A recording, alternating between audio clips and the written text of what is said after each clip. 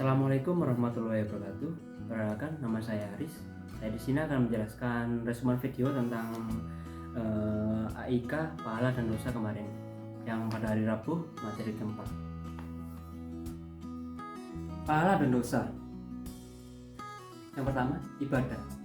Ibadah adalah membangun perilaku positif. Definisi ibadah. Ibadah secara bahasa atau etimologinya berarti merendahkan diri serta tunduk. Sedangkan menurut syarat atau pada terminologi, ibadah mempunyai banyak definisi. Tapi makna dan maksudnya satu. Definisi itu diantara lain. Yang pertama, ibadah. Ibadah adalah taat kepada Allah dengan melaksanakan perintahnya melalui para rasulnya. Yang kedua, ibadah adalah merendahkan diri kepada Allah Subhanahu wa taala, yaitu tingkatan tunduk yang paling tinggi disertai dengan rasa mahabbah atau kecintaan yang paling tinggi.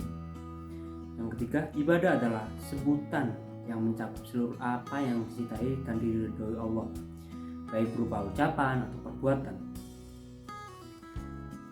Ibadah dalam Islam meliputi seluruh aktivitas kehidupan yang bernilai baik dalam pandangan agama. Hanya saja bentuk ibadah terbagi menjadi dua, yaitu ibadah khusus atau mahdah, yakni ibadah yang tata caranya sudah ditentukan secara khusus oleh agama dan tidak ada wewenang sedikit pun bagi manusia untuk melakukan perubahan di dalamnya. Contohnya sholat, zakat, puasa, haji, wudhu, tayamum dan sebagainya. Yang kedua, ibadah umum, ghairu maddah, yakni ibadah yang tata caranya tidak ditentukan secara khusus oleh agama. Ibadah jenis ini meliputi segala bentuk kebaikan yang diatur secara umum oleh agama, misalnya bersedekah, ilmu, menolong orang lain, mengajar dan sebagainya. Yang kedua, dosa. Dosa dibagi menjadi dua, yaitu dosa kecil dan dosa besar. Sedangkan untuk dosa sendiri pengertiannya adalah pintu gerbang negatif, perilaku negatif. Cara setan menggoda manusia menurut Ibnu Qayyim al-Jauziyah dibagi menjadi 6. Yang pertama, setan membujuk manusia agar mengingkari Allah atau menyekutukannya. Yang kedua, setan membujuk manusia agar melakukan bid'ah yang sesat. Yang ketiga, setan menggoda manusia untuk melakukan dosa-dosa besar. Yang keempat, setan menggoda manusia untuk melakukan dosa-dosa kecil. Yang kelima, setan menggoda manusia dengan perbuatan-perbuatan yang tidak bermanfaat. Yang keenam, setan menggoda manusia agar sibuk dengan perkara-perkara yang lebih baik. Adapun dampak negatif dosa menurut Syekh Ahmad As-Sadi yang paling berbahaya yaitu meremehkan Allah, 2. tersesat dalam kehinaan, 3. sulit mendapat ilmu, 4. terhalang dari perolehan rezeki, 5. terhalang untuk melakukan ketaatan, 6. mengundang kebencian Allah.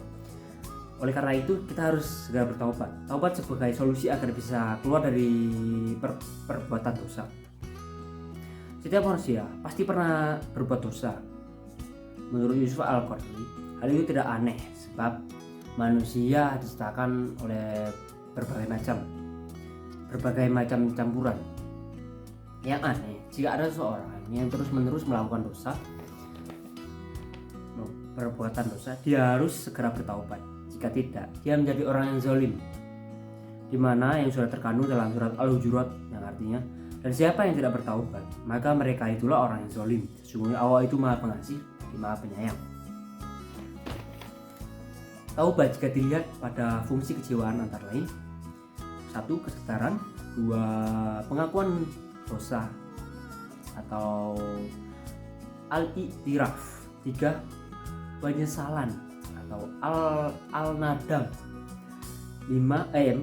komitmen, 5. perbuatan baik yang terus menerus.